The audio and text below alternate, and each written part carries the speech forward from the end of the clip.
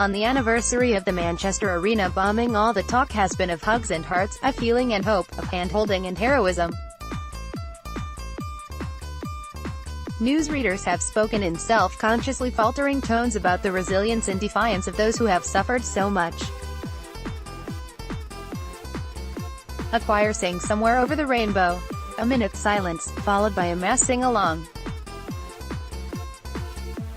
Trees were decked with messages of hope as Dr Rev David Walker, the Bishop of Manchester, observed, somewhat obtusely, that part of the horror is that the arena appeared to have been deliberately chosen as a venue full of young people.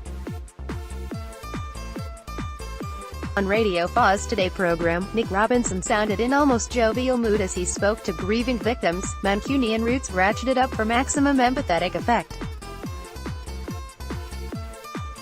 His platitudinous inquiries came to a head when he asked the brave doctor who had treated the wounded that night whether she was finding the anniversary tough. As with so many recent terrorist attacks, we were told of the city's determination to bring all communities together.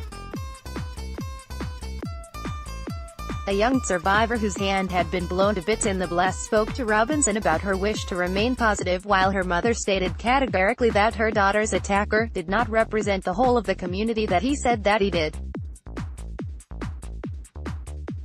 The on-message hope not hate narrative remained present and politically correct throughout.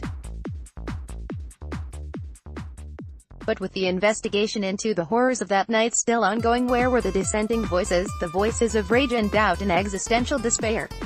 The voices of those who have yet to come to terms with what happened? Where was the seething sense of injustice, the fury that more had not been done to protect the innocent?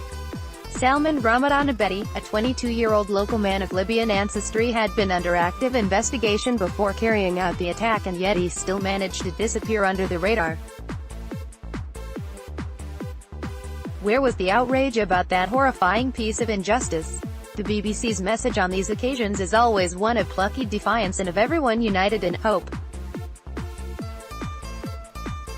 But what about the grieving mothers who simply cannot forgive and who have lost all hope? Or the Ariana Grande concert-goers who remain traumatized by the mass slaughter they witnessed that night? And what about the ordinary Mancunians caught up in the carnage who feel they'd like to speak out against a religious doctrine that radicalized one of their own? Don't these voices deserve to be heard? They may be uncomfortable to hear, but grief is a messy, uncomfortable business, and we experience it in many conflicting ways. Yes, some seek solace in the words of John Lennon, but others may need an outlet for raw emotion. Despite what the pundits might say, expressing anger towards your aggressor does not mean your aggressor has won. It's an argument that belittles legitimate resentments and replaces them with a relentlessly upbeat message of naive optimism. Sometimes vague messages of hope simply aren't enough. This shutting down of understandable indignation only ever seems to happen after terrorist attacks. Witness the ferocity of outrage at the time of the Grenfell disaster and during the opening of the inquiry last week. As with the ongoing Stephen Lawrence investigation, members of the community are actively encouraged to show their sense of grievance. Won't see the likes of David Lammy or Diane Abbott holding hands and singing Judy Garland songs outside Latimer Road Tube Station.